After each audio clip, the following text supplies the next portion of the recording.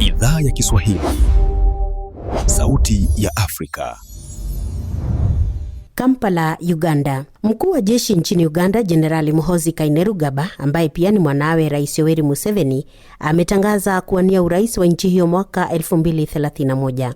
Kainerugaba anaonekana kuwa mrithi wa babake na ana sifa za kutoa cheche kali kwenye mitandao, wakati mmoja akitishia kumkata kichwa kiongozi wa upinzani Bobi Wine. Jenerali huyo alilaumiwa kwa kuwakandamiza wapinzani wa babake kwenye uchaguzi mkuu wa Januari mwaka huu. Katika ujumbe alioandika kwa ukurasa wa X, Kainerugaba alisema, "Nitawania wadhifa wa juu zaidi wa nchi hii mwaka 2031.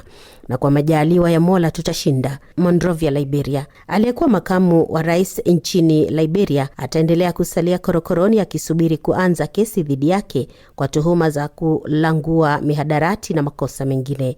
Mahakama kuu mjini Monrovia ilipinga ombi lake la kuachiwa kwa dhamana ili aendelee na matibabu. Mawakili wa Bi Jewel Howard Taylor waliomba mahakama imkubalia asalie hospitalini ambapo amekuwa akipokea matibabu baada ya kuugua pumu na msukumo wa damu wakati akiwa korokoroni. Makamu huyo wa rais wa zamani, ambaye pia ni mke wa rais wa zamani wa Liberia Charles Taylor, ameshtakiwa kwa makosa ya ulanguzi wa mihadarati, kuvukisha fedha kiharamu na makosa mengine ya jinai. Kigali, Rwanda. Aliyekuwa mkuu wa kikosi cha ulinzi wa rais nchini Rwanda, Tom Byabagamba, ambaye pia aliwahi kuwa mlinzi binafsi wa Rais Paul Kagame, amefariki dunia akiwa jela. Alikamatwa mwaka 2014 pamoja na shemeji yake Frank Rusagara kwa tuhuma za kueneza taarifa za kupotosha pamoja na kuharibu sifa ya nchi na serikali ya Rwanda. Makundi ya kibinadamu yalitaja kesi dhidi ya wanajeshi hao wawili kama kampeni ya mamlaka za Kigali kukandamiza wanaodhaniwa kuwa wapinzani. Wakati wa kesi dhidi yake, Kanali Byabagamba alipinga tuhuma dhidi yake na kusema zilibuniwa bila kuthibitishwa. Mwanafamilia wake ameambia vyombo vya habari familia haikufahamisha sababu za kifo cha kanali huyo aliyekuwa anatumikia kifungo cha miaka 15 jela.